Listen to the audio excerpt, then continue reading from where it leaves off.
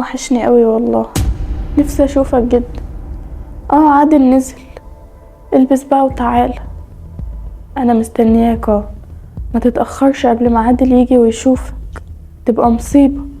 يلا خلي بالك من نفسك، مع السلامة. نفسي اشوفه قوي. كويس ان هي مشيت.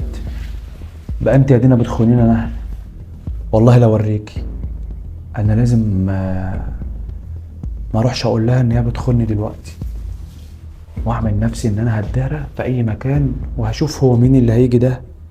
بقى انا يا دينا تخونيني؟ ده انت يومك اسود النهارده معايا.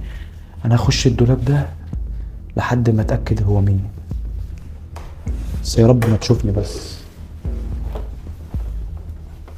لازم اوديكي في 60 داهيه النهارده.